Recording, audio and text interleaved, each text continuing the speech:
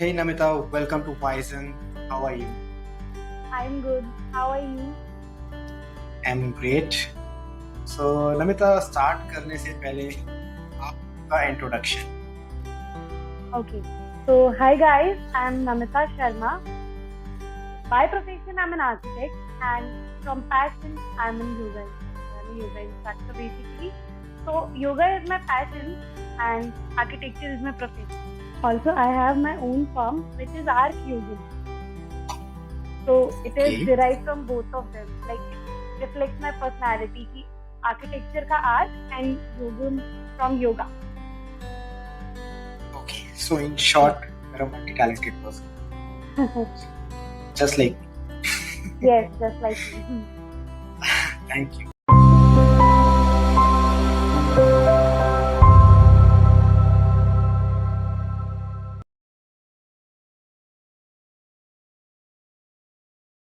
Okay, so Namita, let's start. कि आपकी yoga journey start कैसे हुई? How did you get into yoga? Because जब हम फिटनेस की बात करते हैं, most of the people think about going to gym. So how did yoga idea came to your brain? Actually, it started back in 2017.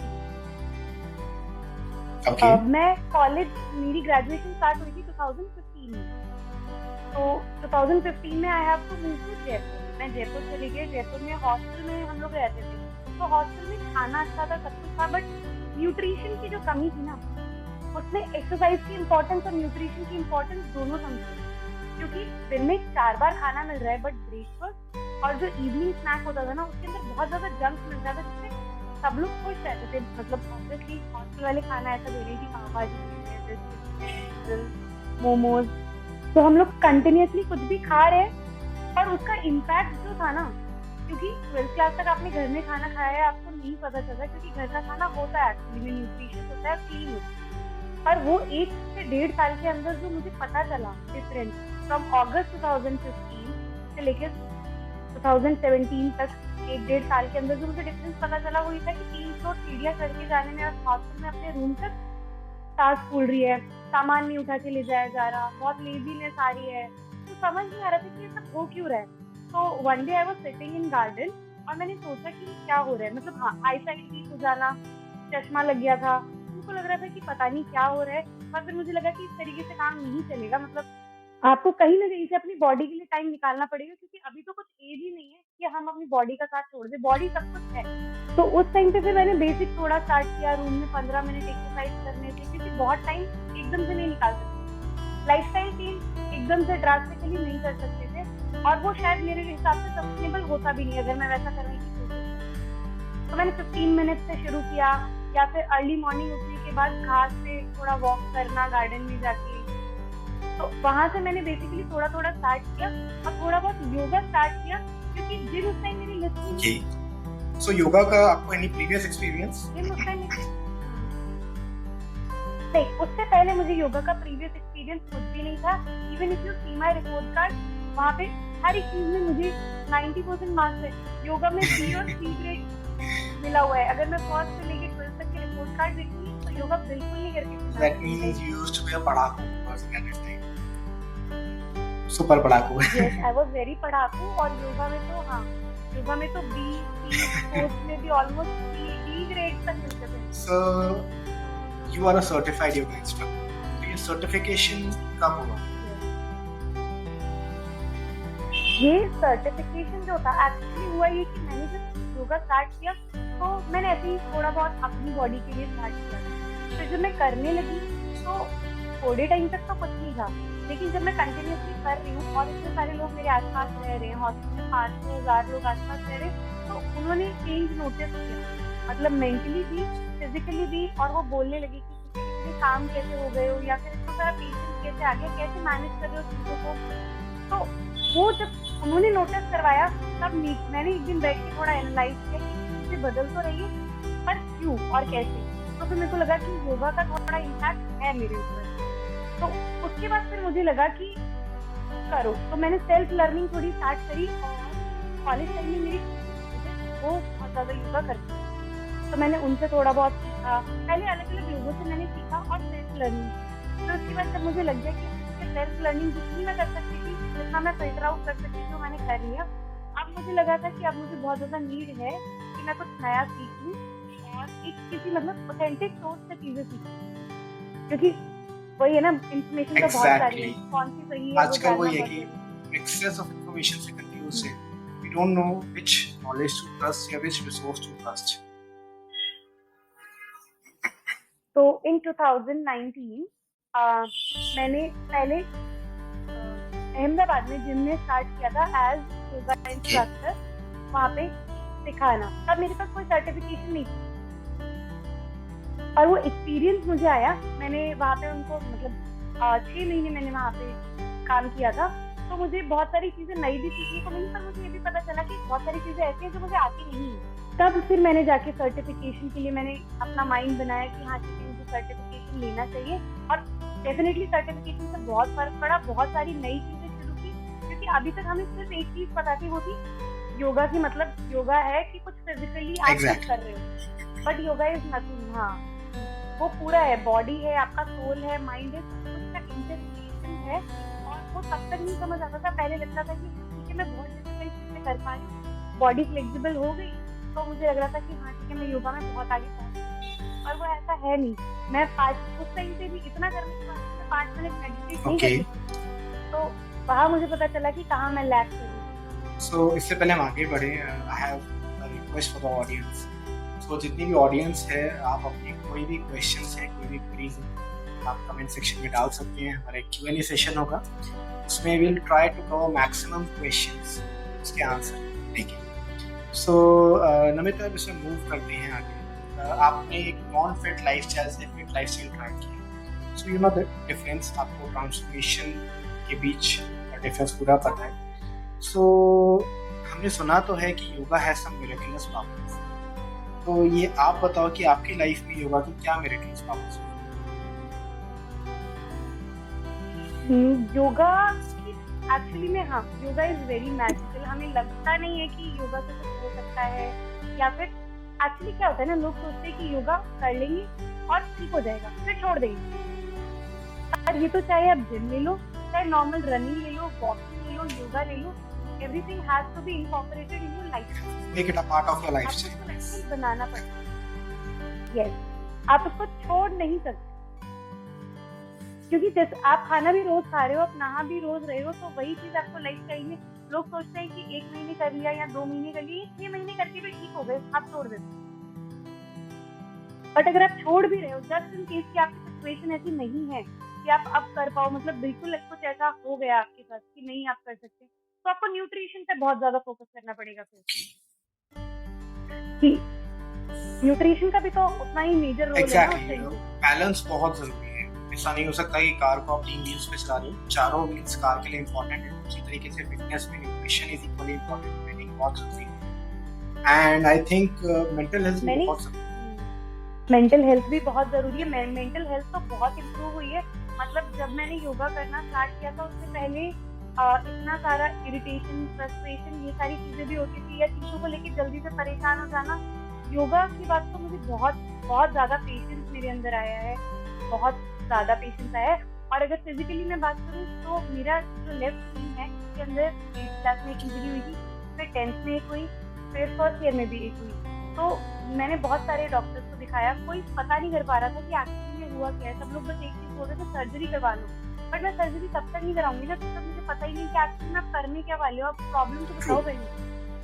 तो फिर मैंने exercise जब मतलब इनकॉर्पोरेट करी, पहले मुझे सीढ़ियाँ चढ़ने में प्रॉब्लम होती थी, अब मैं कुछ भी कर लेती हूँ, रनिंग कर लेती हूँ, स्किपिंग कर लेती हूँ, सीढ़ियाँ चढ़ लो। फिर मैं उसके बाद तो मैंने रूम ही हॉस्टल का 8th फ्लोर पे ले लिया कि अब तो मुझे चढ़ना ही है। तो जैसे आपने बताया, आप एक तो पढ़ाई बहुत करते हैं, तो स्टूडेंट्स में जनरली सबसे ज़्यादा प्रॉब्लम होती है नेक पेन, सर्वाइकल इश्यूज है। सेकेंडली, जो बहुत ही कॉमन प्रॉब्लम है that is joints pain and specially knees. And the third most common problem is back pain. Back injury से मैंने I have also gone through that, deadlift करते back injury हुई। सो इन तीनों को अगर अलग अलग हम डिस्कस करें, डील कैसे किया जाए या इसको रिकवर कैसे किया जाए, तो वो आप सजेस्ट करिए। देखिए, एक्चुअली क्या होता है कि अभी हमारी लाइफस्टाइल जो है वो ऐसी है कि कुछ पर्टिकुलर पॉस्चर्स है जिनमें हम बहुत लंबे समय तक बैठे रहते हैं। तो वो सब बहुत लंबे टाइम तक एक ही पॉस्चर में आप बैठे रहोगे तो बॉडी थोड़ा अकड़ जाती है या जॉइंट्स ब्लॉक हो जाते हैं, तो वो आपके जॉइंट्स का मूवमेंट रेस्ट्रिक्ट हो चुका है। जैसे हर एक जॉइंट जो है हमारी बॉडी के अंदर उसका एक पर्टिकुलर तरीके से मूवमेंट है। जैसे अगर आपका एल्बो जॉइंट है तो आप उसको इस तरीके से मूव कर सकते हो, ठीक है। अगर आपका रिस्ट है तो आप उसको कम्प्लीटली रोटेट कर सकते हो, राइट। तो हर एक जॉइंट का अपना एक पर्टिकुलर मूवमेंट है और कुछ पर्टिकुलर डायरेक्शन है जिनमें वो मूव कर सकता है। बट जैसे नेक है, हम लोग नेक को रोटेट कर ही नहीं रहे, हम नेक को झुका रहे हैं या तो फोन चलाने के लिए या फिर ऊपर देख रहे हैं कुछ देखने के लिए। शायद मेरे को लगता है कि लोग अब टर्न होने लग गए हैं पीछे देखने के लिए, जबकि हमारी नेक का जो मूवमेंट है वो बहुत ज्यादा होता है कि हम पीछे का हद तक देख सकते हैं। और लोग क्या करेंगे, शोल्डर के साथ पूरा मूव करते हैं, स्पाइन कंप्लीट मूव करने की कोशिश करते हैं। तो स्पाइन का भी एक मूवमेंट है, नी का एक मूवमेंट है, सारे जॉइंट्स, इवन जो हमारे पैर की उंगलियां होती हैं इनमें जो जॉइंट्स है ना, इनका भी एक मूवमेंट होता है कि आप इनको आगे की तरफ और पीछे की तरफ मूव कर सकते हो। फिर आप एंकल पे आओगे तो आप उसको रोटेट कर सकते हो, राइट। तो योगा के अंदर सबसे पहली चीज जो आती है, योगा बेसिकली, जैसे अगर हम बात करें योगा की ओरिजिन, तो योगा अष्टांग योग है, ठीक है। योग ये है कि योग सिर्फ फिजिकल योग है नहीं, जो हम कर रहे हैं वो तो फिजिकल योग है, पर जो इतना कंप्लीट वास्ट जो योग है, जैसे कर्म योग, हठ योग, राज योग, ये सब भी योग होते थे उस टाइम पे।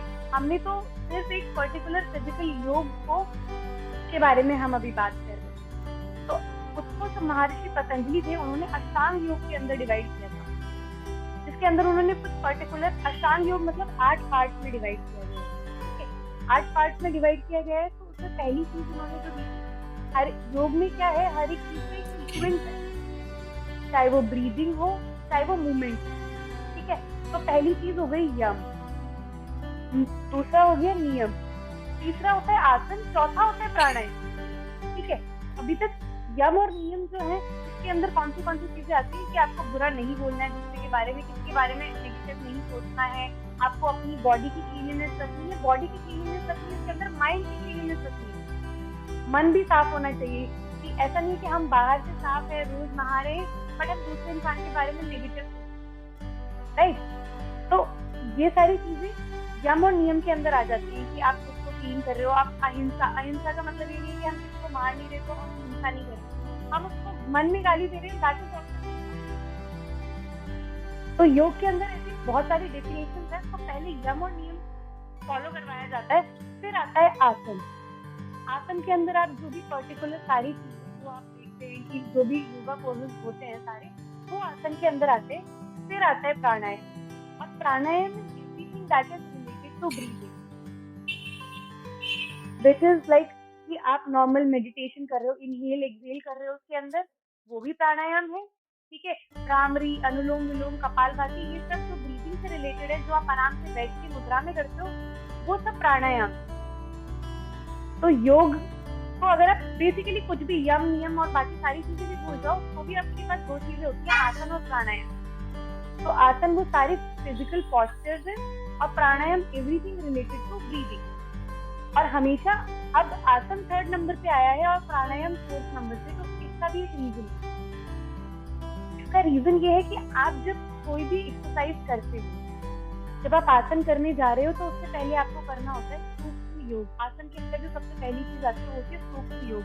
तो जो हम जॉइंट्स की बात कर रहे थे, सूक्ष्म योग आप अपनी जॉइंट्स को पर्टिकुलर डायरेक्शन में मूव करो, पर्टिकुलर या ऑल पॉसिबल डायरेक्शन जो है।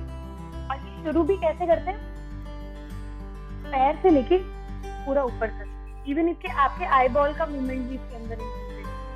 तो नीचे से ऊपर क्यों शुरू करते हैं, इसका लॉजिक भी है। इसका लॉजिक ये है कि हम पूरे टाइम काम करते हैं, खड़े रहते हैं, बैठते हैं, जो भी है, तो ब्लड फ्लो ऐसे चलता है। You have to reverse it. पैरों से शुरू कर रहे हो आप मूवमेंट, तो आप बैठ जाओ आराम से। सबसे पहले आप बैठने के बाद पैर सामने खोलो, दोनों पैर एकदम स्ट्रेट, और पैरों की उंगलियों का जो जॉइंट है ना, वो आगे और की तरफ स्ट्रेच करो and attach it to the breathing. जब तक आपने ब्रीदिंग के साथ इसको अटैच नहीं किया तब तक कुछ भी नहीं है। चाहे आप ब्रीदिंग के साथ आपको हर चीज, हर एक्सरसाइज आपको So any particular breathing pattern, just have to keep breathing. No particular breathing pattern कि अगर आपने ऐसे आगे किया है and you are inhaling at this point of time, तो फिर ये कंटिन्यूस चलेगा। अगर आपने यहाँ पे एक्सहेल किया है तो आप इनहेल करें, ठीक है, क्योंकि इसमें आपका नेक मूवमेंट या नेक नीचे नहीं जा रही। जिससे भी नेक नीचे जाने वाले होते हैं तब हम एक्सहेल करते हैं, नेक अप आने वाले पॉस्चर्स होते हैं इनहेल करते हैं। बट यहाँ पे ऐसा कुछ रिलेशन है नहीं, तो आप जो भी कर रहे हो वो एक सीक्वेंस में चलते रहना चाहिए। अगर आप फिंगर्स आगे की तरफ मूव करते टाइम इनहेल कर रहे हो तो continuous inhale and exhale, inhale exhale. ऐसे ही जब आप एंकल रोटेट करेंगे तो इनहेल एक्सहेल, इनहेल एक्सहेल। तो नीचे से आप शुरू कीजिए और वो जो सर्कुलेशन है उसको एक बार रिवर्स कीजिए, तो इससे आपका जो बॉडी है वो वार्म अप भी हो जाएगा और आपका सर्कुलेशन भी इम्प्रूव होगा और बहुत आपको रिलैक्स फील होगा। और जो लोग कुछ नहीं कर पाते, जो लोग मतलब या तो बहुत ज्यादा छोटे बच्चे हैं, चलो छोटे बच्चे बहुत कुछ कर लेते हैं, बट अगर एक ओल्ड एज में जाके आप कुछ भी नहीं कर पा रहे हो और आपको लग रहा है कि बॉडी पेन है या सिर्फ बैठे रहते हो या कुछ, या जॉइंट का मूवमेंट एक रेस्ट्रिक्ट हो जाता है कि एज के बाद, तो आप सिर्फ सूक्ष्म व्यायाम भी कर लोगे तो आपकी जॉइंट हेल्थ बहुत सही रहेगी।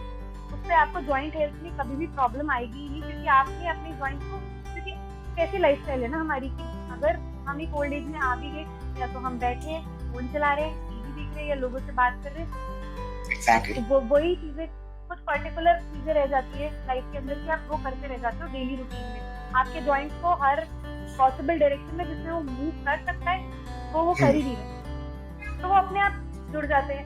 पैर के घुटने बैठे बैठे लोगों के बंद हो जाते हैं, नहीं चलते, फिर उनका एक पर्टिकुलर मूवमेंट हो जाता है कि नहीं अब ये जो आप इतने सालों से आप जो उसकी कैपेबिलिटी थी आपने खत्म कर दिया। So जैसे आपने बताया कि we should our joint should always keep moving, but उस मूवमेंट का posture, how to know the correct posture। कई बार एप्स में वीडियोस में देखिए हम लोग करेक्ट posture ग्रैब नहीं कर पाते, और जब गलत posture में वर्कआउट करते हैं, ट्रेन करते हैं, इंस्टेड फ्लेक्सिबिलिटी के, वो हमें हार्मफुल होता है। तो करेक्ट posture कैसे अचीव किया जाए?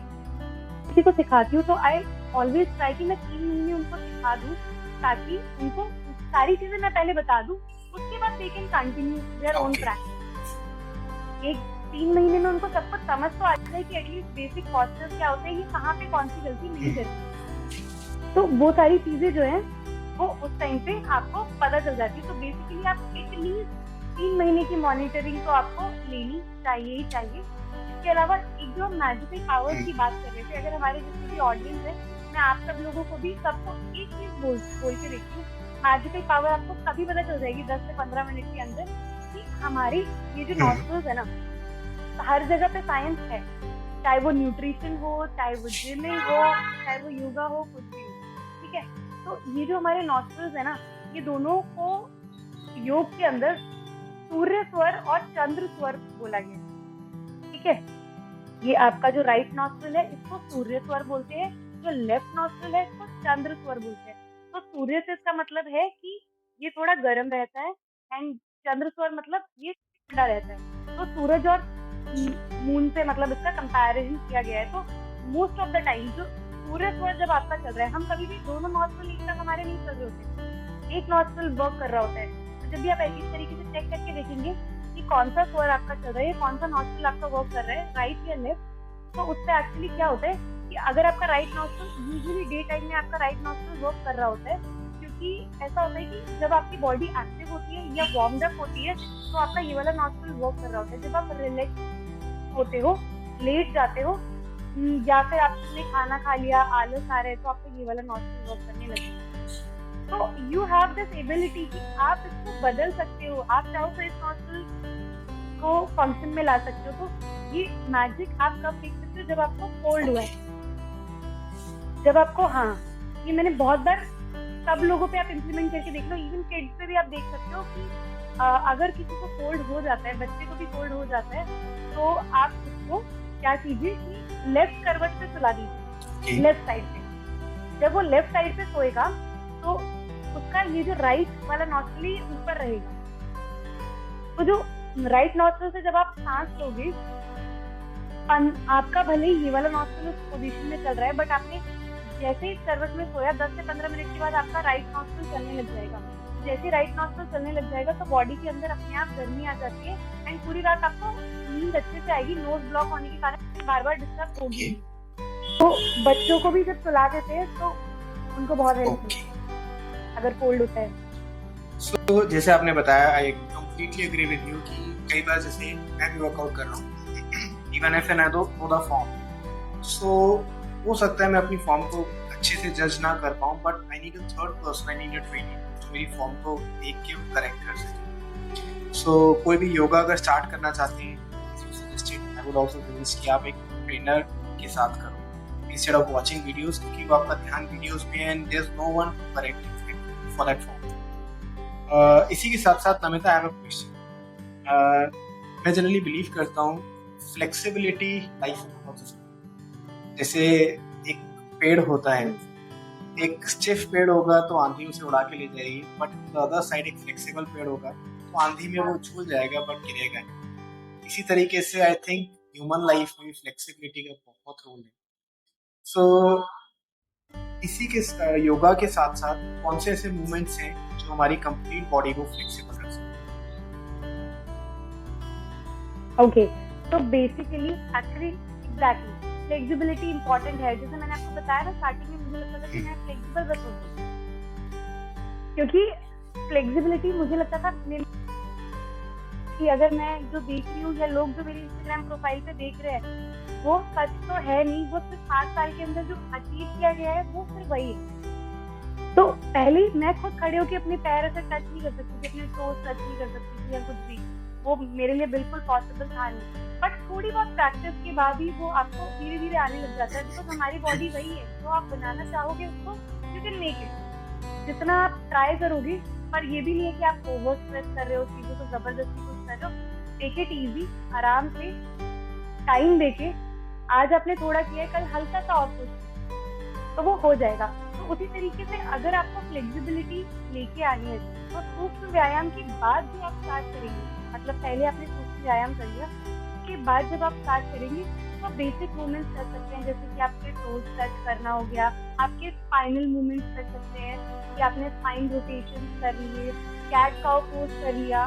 इवन डेडलिफ्ट जब हम करते हैं तो आप ये पहले और बाद में कैट काउ पोज कीजिए, रैबिट पोज कीजिए, जिसको स्काई पोज भी बोला जाता है बहुत बार, ठीक है।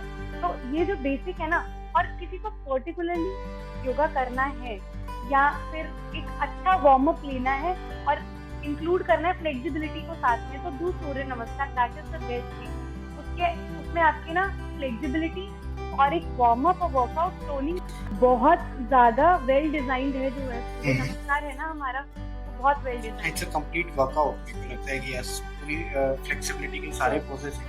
बट एक क्वेश्चन साथ में ये भी है कि जैसे हम जिम कर रहे हैं तो हम अपनी मसल्स को स्टिफ कर रहे हैं, तो जिम से पहले या बाद में what is the right time for stretching इन योगा?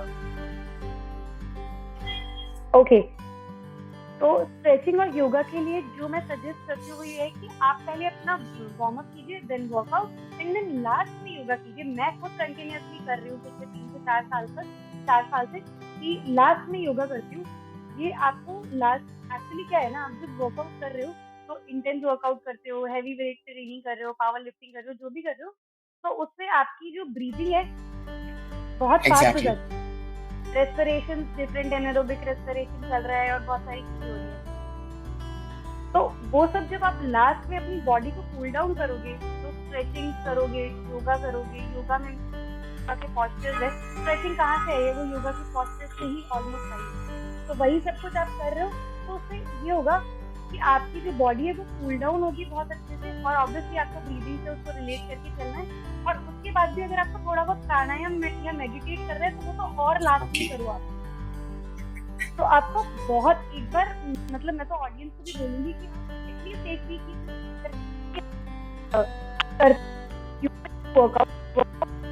और सिर्फ 5 मिनट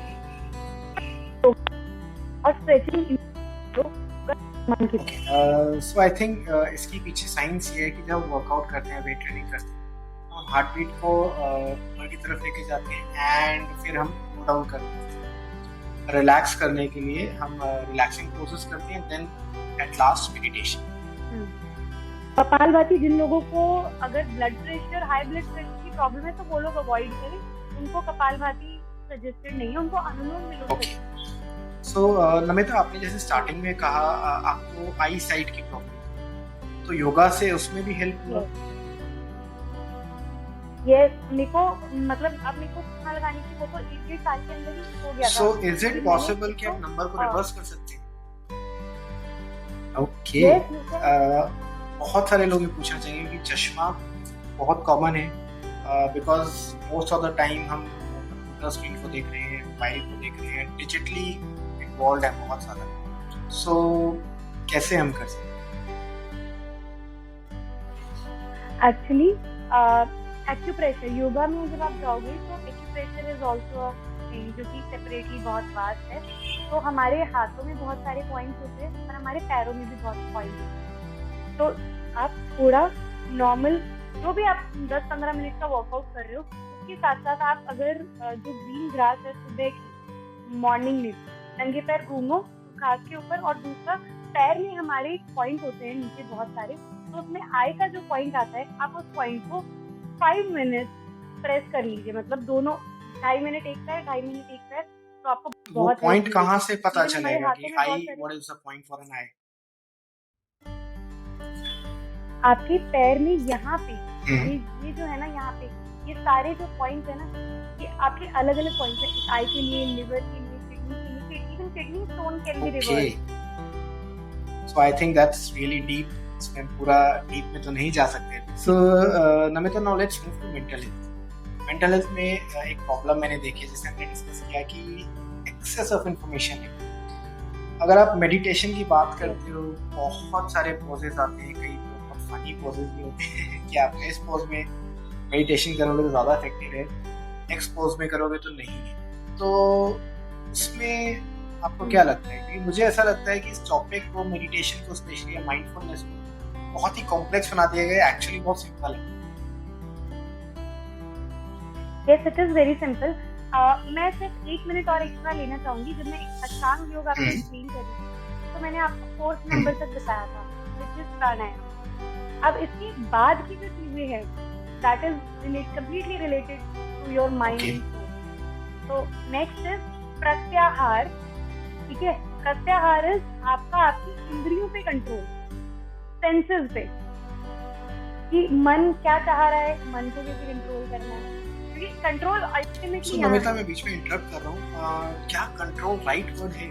कि कई बार हम कंट्रोल करने के चक्कर में और फ्रस्ट्रेट हो जाते हैं, जैसे गुस्सा कंट्रोल करना चाहते हैं और फ्रस्ट्रेशन आती है, किसी पर्सन को बोलना चाहते हैं और फ्रस्ट्रेशन आती है। तो कंट्रोल करना सही है या उस चीज को डायरेक्शन चेंज करना बेटर?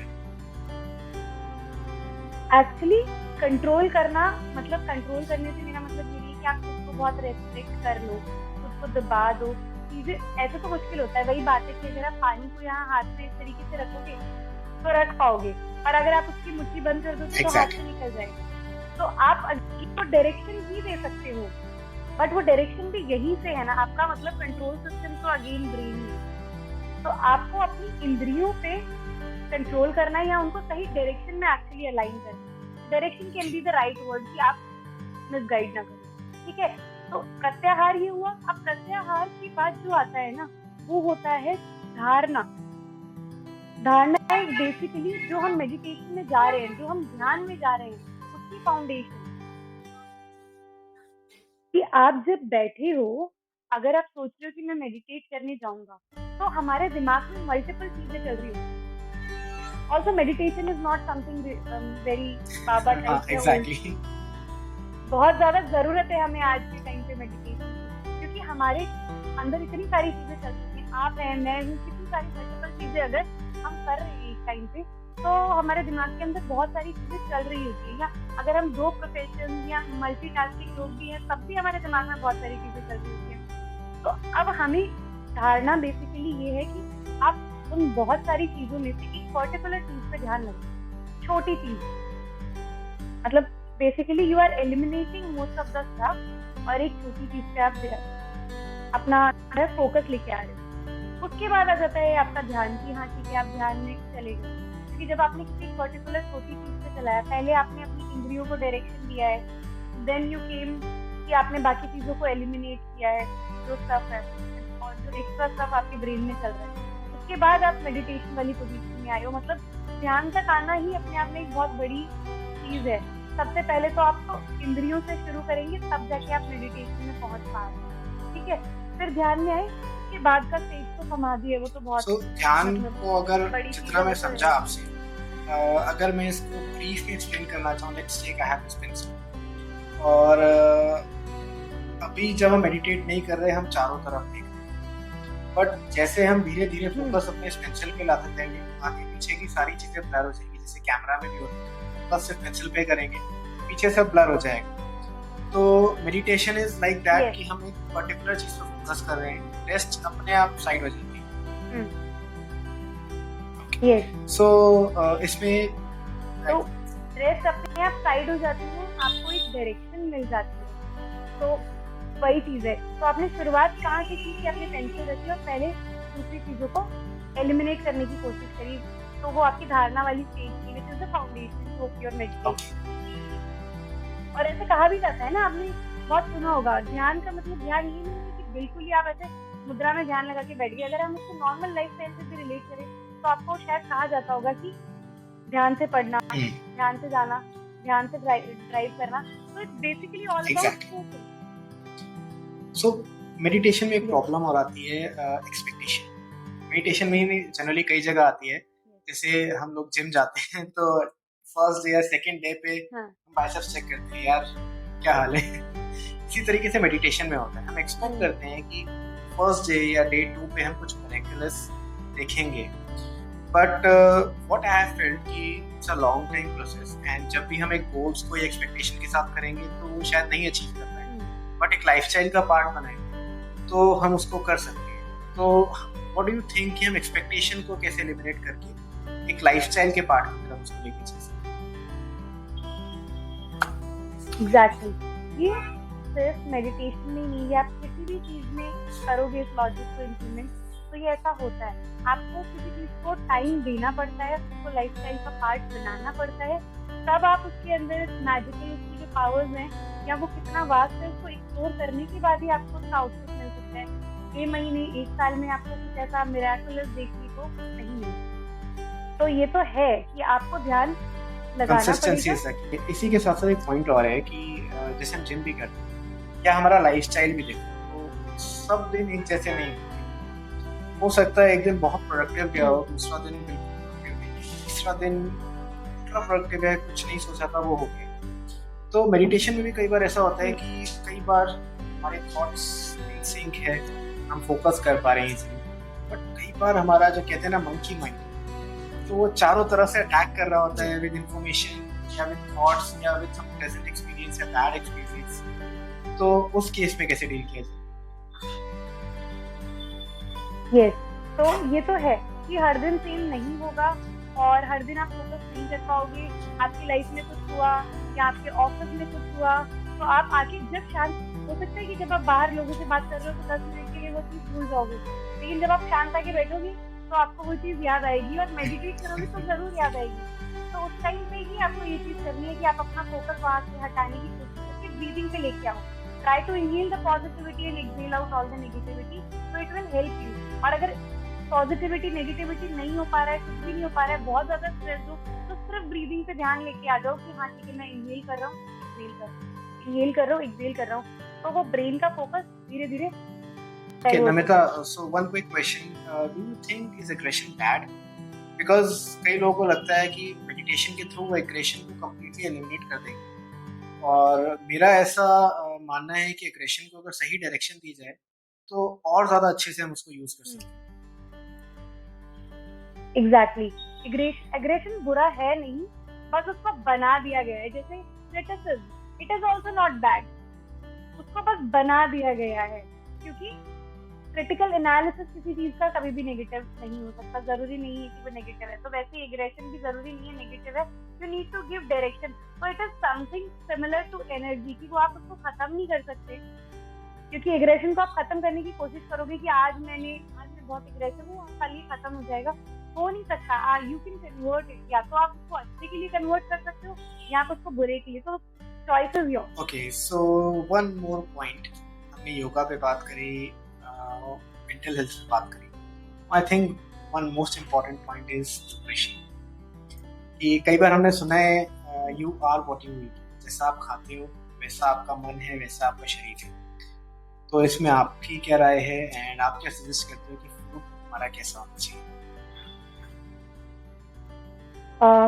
मैं तो न्यूट्रिशन के लिए बहुत ज्यादा मतलब स्ट्रिक्ट हूँ क्योंकि मेरे को रियलाइज हो चुका कि न्यूट्रिशन के बिना कुछ भी सॉरी, नहीं एक चीज और है, मैं बस पूछना कुछ चाहूंगा भी इसी नहीं के है, साथ कि न्यूट्रिशन में कुछ लोग प्रोटीन रिच डाइट चाहते हैं, कुछ कार्ब्स रिच एंड कुछ फैट्स को एलिमिनेट करते हैं। सो आपका ऐसा पर्टिकुलर है या you are on a balance diet? I am always on a balance. हो सकता है किसी दिन मैंने फैट ज्यादा खाया हो, कार्ब कम खाया हो, या किसी दिन कार्ब ज्यादा खाया हो, किसी दिन प्रोटीन ज्यादा खाया हो, but I always try to balance it कि कौन से मील में कब कितना हो गया। तो न्यूट्रिशन, मेरे को तो लगता है न्यूट्रिशन ही जो है सब है, मतलब you are what you eat, this is actually मतलब ट्रू। मुझे तो बहुत ज्यादा डिफरेंस देखने को मिला है। इवन अब भी अगर मैं बाहर जा रही हूँ, मैं ये नहीं कह रही कि आपको रेस्ट्रिक्ट करके रखना चाहिए, even 80 to 85% you are eating clean या फिर आप ध्यान से बैलेंस डाइट खा रहे हो, तो 10 to 15% आप कर सकते हो कि अपनी फेवरेट चीज मील्स में थोड़ा बहुत जंक अगर आप इनकॉर्पोरेट करना चाह रहे हो तो आप कर सकते हो। बट मैं तो अभी भी बाहर जाती हूँ, माय फ्रेंड्स नो कि ये नहीं खाएगी, ये बाहर जाएगी तब भी इसको सैलडी ओके, मैं ट्रिप पे जाऊंगी तब भी इसको यही खिलाना है। तो उनका टेंशन एक अलग ये रहता है कि ये क्या खाएगी, हमें ऐसी जगह जाना है जहाँ ये कुछ खाना। तो मैं ये नहीं बोल रही कि आप सब लोग भी रेस्ट्रिक्ट हो जाओ, पर मैंने जो चेंज अपने अंदर देखा है न्यूट्रिशन और एक्सरसाइज का, उसके बाद मुझे इसको छोड़ने का मन नहीं करता और अब मेरा जंक की तरफ जाने। तो जैसे नमिता, फैट बर्न जनरली लोग कुछ क्वेश्चंस होते हैं, जैसे फेस कट्स तो हर किसी को चाहिए, सेकेंडली एब्स हर किसी को चाहिए। लोग जैसे abs even though it's a single muscle, लोग कहते हैं कि lower abdomen, lower body fat कैसे बर्न। तो आपको क्या लगता है किस सिमेट्री में फैट बर्न होता है? बताओ, सिमेट्री में, बट कब कहाँ कैसे पहले फैट बर्न होता है and last what is the hardest? Actually क्या होता है ना, हाँ यस, सिमेट्री में फैट बर्न होता है और आप कभी भी स्पॉट रिड्यूस नहीं कर पाओगे। आपको लग रहा है कि हाँ ठीक है मेरा पेट भी कम हो रहा है, बट एक्चुअली नहीं हो रहा है। आपने बाकी पूरी बॉडी के बारे में सोचा ही नहीं हुआ ना, आपका फोकस पेट, बाकी जगहों से भी फैट रिड्यूस हो रहा है, क्योंकि फैट ऐसी कोई चीज है नहीं कि आपने कैंसर कर दिया जॉ लाइन बन गई, या फिर आपने कुछ ऐड ऑन कर दिया तो बाइसेप्स बन गए, ऐसा कुछ नहीं हो सकता। और कोई भी फैट कहीं से भी ट्रांसफर भी नहीं हो सकता कि यहाँ का फैट यहाँ लगा लिया जाए, यहाँ का फैट यहाँ, कुछ भी नहीं हो सकता ऐसा। बट हाँ, जब आपका फैट रिड्यूस होने लगता है तो आप पूरी बॉडी पे ओवरऑल इक्वली फैट रिड्यूस होता है। So yes, it's true. Basically क्या है, फैट आपकी बॉडी में कहीं भी है, एनी पोस्ट टिश्यू। ऐसा नहीं है कि यहाँ का फैट अलग है, यहाँ का फैट अलग, चाहे आपके चेस्ट पे फैट हो या लेग्स पे फैट हो, it's all any post tissue. और वो जब बर्न होगा, also it is not in our hand कि हम सोच सके कि अभी मुझे पेट का exactly, it's not an art, drawing नहीं है कि यार मन किया फेस थोड़ा चौड़ा कर दे। and just imagine a person कि that person is having a slim face and exactly, अब सबका एक बॉडी टाइप होता है, एक पर्टिकुलर फेस का शेप होता है, सब कुछ होता है, बॉडी का एक पर्टिकुलर फिगर होता है। तो अगर मैं सोचूं कि हाँ ठीक है मेरा एकदम राउंड फेस है, अब मुझे जॉ लाइन मिल जाए, भले मेरा बॉडी का फैट परसेंटेज बहुत कम है या मैंने कितना भी वर्कआउट कर लिया, मेरा बॉडी मास इंडेक्स अच्छा है, बट स्टिल मेरे को वो जॉ लाइन उतनी शायद कभी अचीव हो ही नहीं सकती जितना एक वी शेप वाले इंसान को है, चाहे उसका body mass index. Exactly, you cannot compare yourself with other person. आप जो हो, you have your own personality in terms of looks, and the same is with mind. So yes, that's true. And now let's move to some questions. We have some questions from the audience. The first question is from Arun Kumar, he's a doctor. What type of exercise we usually do when we are not doing any physical work since a long time? Okay, since long time अगर आपने बिल्कुल workout नहीं किया है तो आप सूक्ष्म योग से स्टार्ट कीजिए और स्पाइनल मूवमेंट के साथ स्टार्ट कीजिए। बिकॉज अगर आपने बहुत लंबे टाइम से भी वर्कआउट नहीं किया तो जो हमारी बैकबोन है वो बहुत ज्यादा स्टिफ हो चुकी होगी। तो आप बैकबोन से स्टार्ट कीजिए। कैट काउ पोज हो गया, उल्टे लेट के जब आप कोबरा पोज कर रहे हैं तो स्पाइन के साथ आप कीजिए, then slowly you move towards your. अच्छा नमिता, इसमें मेरा भी एक क्वेश्चन है कि बैक बेंड्स ज्यादा हेल्पफुल रहते हैं forward bends? Depend. If I am having back stiffness, ये हम अगर आप न्यूट्रल इंसान हैं, ठीक है, मतलब आपको कुछ भी इंजरी नहीं है, कोई स्लिपनेस नहीं है, अगर आप एक नॉर्मल इंसान है, आपको कोई इंजरी नहीं है बट आपने भले वर्कआउट नहीं किया तो ये हमारी बॉडी है, ये हमारी बैक। तो अगर आप उसको ऐसे पीछे चक्रासन में या बैक बेंड कर रहे हैं तो भी नॉर्मल बैक बेंड, चक्रासन नहीं, हल्का सा बैक बेंड कर रहे हैं तो भी आपने इसको इस तरीके से बेंड किया। तो नाउ जब आप ऐसे सीधे आ गए तो आप फॉरवर्ड बेंड भी कीजिए। कभी भी जब भी आप स्पाइन के साथ you have to be very careful. आपने जब ये चीज की है तो you have to neutralise it, कि आपको आगे भी अपनी बॉडी को झुकाना है। अगर बैक बेंड किया है तो आप फॉरवर्ड बेंड भी कीजिए ताकि वो जो टेंशन है वो न्यूट्रलाइज हो जाए। बॉडी के एक साइड पे कभी भी स्ट्रेन नहीं छोड़ना है, specially when you are doing workout with your spine या स्पाइन की फ्लेक्सिबिलिटी पे बात कर रहे हैं या काम कर रहे हैं। कभी भी एक साइड पे मत छोड़िए या फिर फॉरवर्ड बेंड करके भी मत छोड़िए। आप अगर फॉरवर्ड बेंड कर रहे हैं तो यूजली क्या होता है, एग्जैक्टली, तो वहां पे थोड़ा चल जाता है। क्यों? क्योंकि वो पूरा प्रेशर आपकी स्पाइन पे नहीं है। बट जब आप पीछे जाते हो तो आपकी स्पाइन पे मेजर प्रेशर होता है, थोड़ा बहुत आपकी एब्डोमिनल मसल्स वगैरह सब स्ट्रेच हो रही होती है, बट पीछे जाते टाइम आपकी स्पाइन पे ही measure. So Namita, in that case जैसे when we are doing deadlifts या कोई इंजरी होती है तो फॉरवर्ड बेंड में जनरली प्रॉब्लम आती है, तो उस केस में कैसे? ओके, तो मैं आपको बता रही हूँ कि मेरी ही एक क्लाइंट थी जो बिल्कुल मतलब नीचे नहीं झुक सकते थे, स्पून उठाने के लिए भी नहीं झुक सकते थे, डॉक्टर ने बिल्कुल मना कर दिया था। और आज ऐसी सिचुएशन है कि वो आराम से घर के सारे काम कर लेती है, खड़े रह सकती है। तो हुआ ये कि फॉरवर्ड मूवमेंट जो है उनका बिल्कुल रेस्ट्रिक्ट हो चुका था, वो नहीं कर सकते हैं। पर जब आपको ऐसी सिचुएशन आ जाए, स्लिपनेस हो गया है, कुछ हो गया, तो आप करिए, बट आप बहुत मॉनिटरिंग के साथ हल्के मूवमेंट्स के साथ स्टार्ट कीजिए। आप पूरा मत झुकिए आगे, जैसे अगर आप बैठे हैं तो अपने पिलोस रखिए आगे, ठीक है। उसके बाद धीरे धीरे बैक को बिल्कुल स्ट्रेट करके, हमारी आदत क्या होती है बैक को माउंट कर लेते हैं, ऐसे झुकाने की कोशिश करते हैं, तब स्पाइन पे प्रेशर आता है।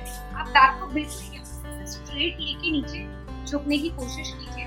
तो आप पिलोस का सपोर्ट लीजिए। अगर आप खड़े भी हैं तो खड़े होने के बाद भी अगर ये आपकी पूरी बॉडी है तो आप पूरा नीचे मत झुकिए, you just go 90 degree and stretch your hands forward, ताकि आपकी स्पाइन बैक की सारी मसल्स सब स्ट्रेच हो रही है और स्पाइन जो है सिर्फ 90 डिग्री पे आप बेंड कीजिए। 90 डिग्री से जाने में कम से कम आप 1 महीना लीजिए। पहले डेली 90 डिग्री पे बेंड कीजिए। आपके लेग्स और जो ऊपर बॉडी है इसके बीच वाला जो आपका पोर्शन है आप इसको सिर्फ 90 डिग्री पे रखिए। So let's move to next question. Next question is from Vinendra ji. Madam, please suggest me knee exercise. Okay, तो सबसे पहले हर एक चीज का बेस है कि आपको सूक्ष्म व्यायाम करना है। तो बेसिकली पहले आप नी रोटेशंस के साथ स्टार्ट कीजिए और आप जंपिंग और रनिंग अवॉइड कीजिए, तो आपको नी में मतलब बहुत ज्यादा हेल्प मिलेगी। उसके बाद आप नी के अंदर थोड़े एडवांस पोजेस में जा सकते हैं, जैसे कि आप जब गोमुख आसन करते हैं तो आपका हिप जॉइंट जो है वो यूज होता है, प्लस ये जो आपका नी जॉइंट है ये यूज होता है। और अगर आपकी एज भी ऐसी है, क्योंकि यूजुअली क्या होता है आप देखेंगे ना कि जब एक पर्टिकुलर एज के बाद आपको जब चोट लगती है तो नी और हिप जॉइंट के फ्रैक्चर सबसे ज्यादा होते हैं। तो गोमुख आसन से वो आप उसको बहुत एक्सटेंड तक आप मतलब अवॉइड कर सकते हैं। So next is from Yashika. The question is, how is yoga different from meditation? So I think as you said, yoga is for physical workout and meditation is focused on mental. workout, and yoga is very vast. We are just talking about physical yoga, and meditation is just a part of it. Okay. Yeah. So next is from Naveen Pratap Singh. Please tell about yoga exercise to relieve mental stress. Stress. Mental strain. Okay, so basically ये मैंने बहुत किया हुआ है, ये tested and tried है कि आप पहले हल्का थोड़ा बेसिक मूवमेंट कीजिए बॉडी का, कोई भी जो भी आप वर्कआउट करते हैं आप वो कीजिए, या अगर आप कुछ भी नहीं करते तो बिफोर गोइंग टू बेड आप मतलब आपके डिनर टाइम और जो बिफोर गोइंग टू बेड वाला टाइम उसमें कम से कम 1 घंटे का डिफरेंस तो होना चाहिए। आप आराम से बैठिए, ध्यान मुद्रा लगाइए एंड ब्रीदिंग पे फोकस कीजिए पहले, उसके बाद आप थोड़ा सा अनुलोम विलोम कीजिए एंड ट्राई टू मेडिटेट। और मेडिटेशन आप लेट के आराम से शवासन में कीजिए। जब आप उस टाइम पे भी ब्रीदिंग पे फोकस कर रहे होंगे तो आपको बहुत ज्यादा आपका स्ट्रेस रिलीव होगा, प्लस आपको रात को जो आपकी स्लीप साइकिल है वो इम्प्रूव होगा।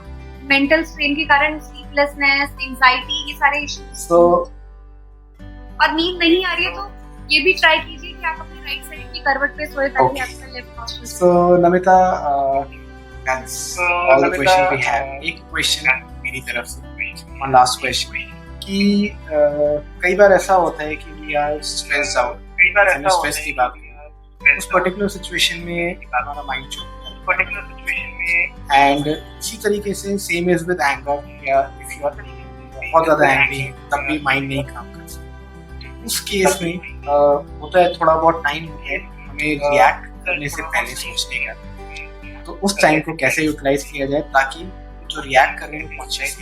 डेफिनेटली कि जब आप बहुत सारी प्रॉब्लम में हो, ऑलरेडी फंसे हुए हो, तो डू नॉट मतलब act at that time. Impulsive decisions या कुछ भी इम्पल्सिव करना तो बिल्कुल भी सही नहीं है। मैं वही बोलूंगी कि जब लोहा गर्म है तो हथौड़ा तभी मारो जब आपको एक्चुअली में उसको वहाँ हथौड़ा मारने की जरूरत है, अदरवाइज उसको ठंडा होने दो।